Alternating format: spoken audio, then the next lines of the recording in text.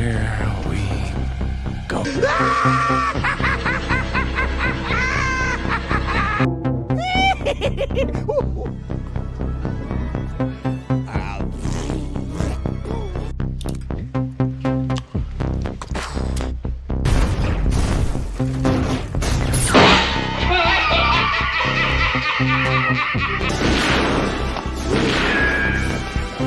Is like gravity.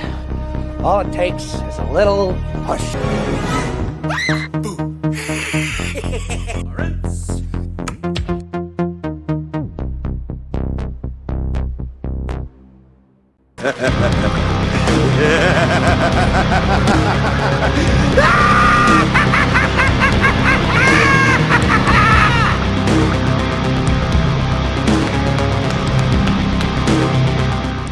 What's up, guys? How you doing? Welcome back to the channel. Glad you stopped by.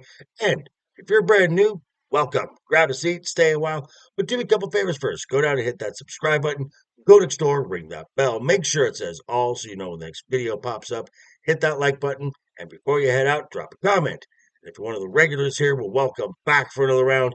I ask that you also hit that like button. And before you leave, drop a comment, because YouTube does love those comments. And of course, share this video out on all social media. Links for socials, Instagram, X down below in the description. Also, if you want something really cool and you wonder, Joker, how do I get something as cool as that? Well, there's a link down there to the Joker Voice merch store over at Mixed Tees. Make sure to pick yourself up some Joker Voice merch store. Also, Wednesday night is overbooked merch as well. Definitely cool stuff. Oh boy. Here we go, folks. We got titles changing hands. Again, triple threats for WrestleMania 41. Penta has his sights set on gold. More issues for the Judgment Day. And John Cena speaks to the WWE Universe for the first time since the closing of the Elimination Chamber. Needless to say, we got a lot to talk about. And here we go. So, over the last month, you may have noticed heading into WrestleMania that quite a few titles have changed hands. I mean, this past Friday on SmackDown, we have the Street Profits, Montez Ford and Angelo Dawkins, becoming the new WWE Tag Team Champions. This is recapturing gold for the first time in about 3 years. Now, if you're keeping track, that makes the fourth new champion in a month. I mean, the list of which includes the new women's tag team champions Liv Morgan and Raquel Rodriguez, new women's world champion in Io Sky, and new United States champion in L.A. Knight. Wow. Wow. Now, speaking of Io Sky and L.A. Knight, it seems like both are headed to have their hands full with matches defending their titles at WrestleMania in Las Vegas. But both will be triple threat matches. Yikes! Now, LA Knight started last week, innocent enough, with a friendly challenge from Jimmy Uso for his United States Championship, as Jimmy was running out of options to get to WrestleMania. This was interrupted by Solo Sikoa, who says Jacob Fatu should be challenging LA Knight for the United States Championship. Shenanigans, a surprise tag match, yada, yada, yada. And it seems that we are headed for a triple threat at WrestleMania for the United States Championship. Jimmy Uso versus the champion, LA Knight, versus Jacob Fatu. Oh my God. Yes. Now, on Raw this past Monday, we had a contract signing for the Women's World Championship match at WrestleMania between Bianca Belair and Io Sky. Well, out comes Rhea Bloody Ripley. Shenanigans ensue. She attacks Io. She attacks Bianca. She picks up the title and signs her name to the contract along with Bianca and Io and declares that she is now in this championship match. That's not how it works. Regardless, whether you can do that or not, I'm not sure how contracts work. It's safe to say that this triple threat at WrestleMania is absolutely happening. Obviously. Now, staying with Raw this past Monday, it appears that Rhea's old crew, the Judgment Day, is having some of their own internal issues, particularly with Finn Balor and Dominic Mysterio. Now, last week, Dom, in an effort to patch things up with Finn, got him a match for the Intercontinental Championship for the main event on this show. Of course, the topic of a new member came up, and Dom was talking with others, and he thought that they should recruit Penta for the Judgment Day. This sent Finn up into a tirade, as earlier in the opening match, Penta had defeated Ludwig Kaiser, and in a brief post-match interview, Penta says that he is heading and has his sights set on the Intercontinental Championship. Said Finn was not happy with this. I mean, and I'm sure Dom knew nothing about what Penta's intentions were. Sure.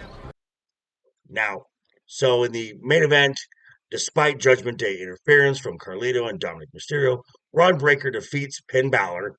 And of course, we have after-match shenanigans where the Judgment Day is beating up on Braun. Up comes Penta to help clear the ring. He looks down, picks up the Intercontinental Championship, gives it back to Braun. And as Raw goes off the air, teasing a WrestleMania match between Meaner Than Evil, the champion, Braun Breaker, versus Cero Miedo, Penta. It's so badass. Now, this episode of Raw was very front-loaded, had a very heavy opening segment. And as I'm saying, this segment was a 30-minute opening promo segment, which this was necessary because for the first time since his actions at Elimination Chamber, John Cena would address the WWE Universe. We all expected a new look, new theme music. No. John comes out to the ring as if nothing has changed. We got the bright Brussels t-shirt, the baseball hat, the jorts, the tennis shoes, the wristbands, the Wabadoo theme song, and the fans in Brussels, they let him know that they were not happy with what he did to Cody Rhodes as the throngs of boos just filled the arena.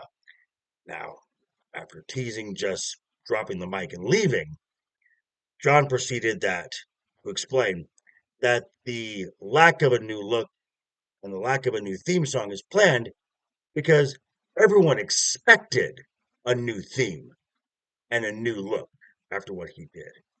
And he's tired of doing what's expected from the fans. So fans get nothing. And he likened his 25-year career to being in a toxic, abusive relationship. How he did everything expected of him, and it was never good enough. He was never fully accepted by the WWE Universe. The "you can't see me" memes were made it to be a joke. Let's go Cena, Cena sucks, which filled his career for almost a good 20 years of it. Also, that Cody Rhodes is doing the exact same thing as John did. But Cody, it seems, is universally loved. Massive cheers all the time. So, it wasn't him. It was you, the fans. This relationship is over. And John Cena is breaking up with WWE fans. That is so cute. Well, that prompted out to bring out the WWE champion, Cody Rhodes, and he came out and gave a fairly quick rebuttal as he questioned who was this person in the ring that he was even talking to? Points to the image on John Cena's shirt and says, that's who I want to face at WrestleMania. I want to face the 16-time champion, John Cena. So you better find him, because I don't want to face this whiny bitch. Spicy. Wow. So, story just got a little more interesting there, didn't it? But if you want to hear about this and a whole lot more, be sure to tune in to this channel tonight, 7 p.m. Pacific, for Wednesday Night is Overbooked. Yeah. Thanks for stopping by, folks. Again, quick reminder before you head out the door, hit that subscribe button, ring that bell. If you liked the video, give it a thumbs up. If you didn't like the video, hey, thanks for sticking around this long. I appreciate it. I will see you folks all very soon. Hope you're having a great week. Have a wonderful rest of the week ahead of you. Always have fun. Keep talking. Keep smiling. Until next time, doodles. I say you better